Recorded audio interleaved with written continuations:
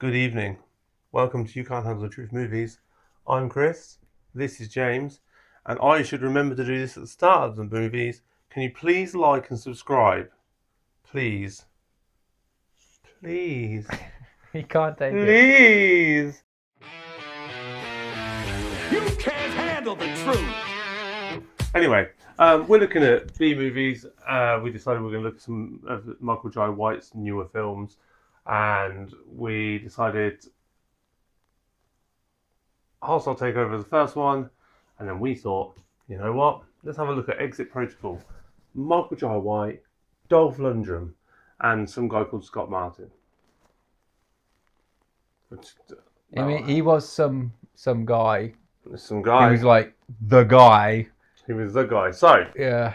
an assassin whose speciality is killing other assassins, trying to get out of the business, decides to try and get out himself.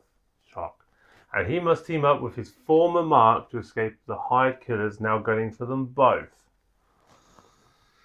So basically, Scott Martin is actually the main guy in this film, and other than the fact that he looks like an accountant that couldn't find his way out of a paper bag, and constantly looked shell shocked in the film, scared, and didn't really know what he was doing. You had him teaming up with Dolph Lundgren, and then Michael Jai White was the assassin. He was initially trying to get Kill him. Dolph, and then they teamed up because it's the same enemy and all that. I thought Michael White in this film was much better than that other one we reviewed this week. He was a proper presence. He was in the uniform. He was trying to get him, and I wanted to see more of him in this film. But it centered around this accountant guy, as you call him, and he kept monologuing over the top of it, which I thought was just a very strange choice for this film. Because his acting was terrible as well. He was monologuing in the most. He was trying to pull off like a rugged, worn-out war hero kind of. I got through it, and it was just rubbish. It didn't lay any intrigue. It didn't bring the story forward. There was no reason for him to be monologuing. It was such a boring monitor. It's like if you could listen to something in stereo, this was about as mono as you can get. It was so. Yeah. Yeah. And then he teams up with Dolph Lundgren in the end. Yeah. And Dolph Lundgren's too old to be doing this now. He just looked like an old, slow man. No, he did. And I'm so annoyed they keep doing this. They keep getting these actors that were amazing in their prime that I grew up and I fucking loved. And then they put them in these films now, and they're like, you've taken them out of a care home and stuck them in a film.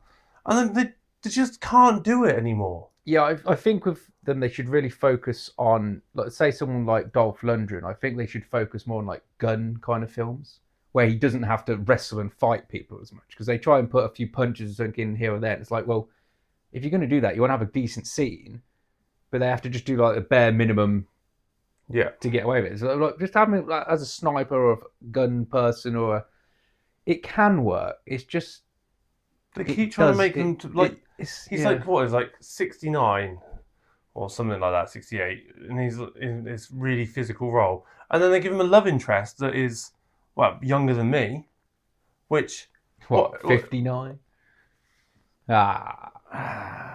Why? What? You weren't that young, are you? You made it out like it was a big difference in age.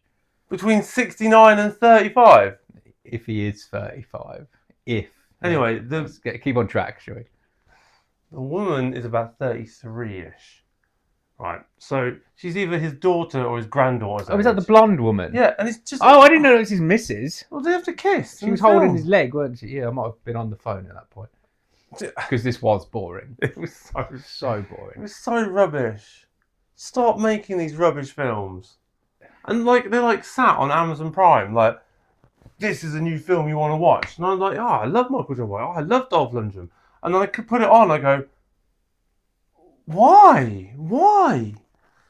Are you struggling for money, you two? Yeah, is there a problem? You say you sat and watch it. I would. It's not that bad. I just would have turned it off though, because it's just so dull. There's nothing in it. The problem is, if we're reviewing them, we have to watch them. And so normally I would have just been like, I'm bored of this, and switched to something else. It's hard to to bring up specific points and that as well, because they're all just in each one of these films. They're like copies, clones of each film, and they're just the exact same film. There's nothing you can say different about the acting, the music, or what. The only difference in this film is the guy did a bit of a monologue over the top that I really didn't want to listen to. It was bad. It was bad. Right, let's round it up, Chris. Okay. So out of 10, I'm gonna give this a 3.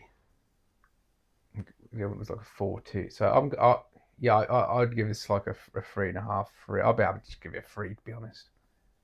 Yeah, it's not as good as the first one we reviewed, and we didn't really like the first one. Yeah, it is terrible because it is terrible. If you put this on and was looking for a good evening's shoot 'em up, bit of punching, a little bit of action, anything, and there's no entertainment in it.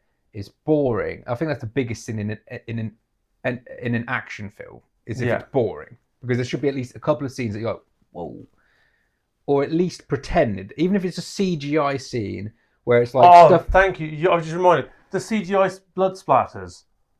How bad did they look? They didn't bother me. I expected them. I actually like the bullets. When you could see the bullets go, I actually quite like that. But anyway, if you have a CGI scene which is terrible, at least they look like they're pretending to put a scene. There's nothing of interest in this film. It's 3 out of 10. Definitely don't watch it. Yeah, don't watch it. We didn't like it. You probably won't like it. And if you stuck all the way through this review, don't forget to like and subscribe. You did say that at the beginning, Chris. I know I did, but I'm just doing it twice, okay? Because I want people to like and subscribe. Okay. Is it too much to ask?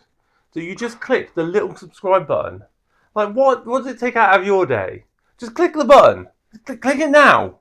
While I'm looking at you, click the button. We'll round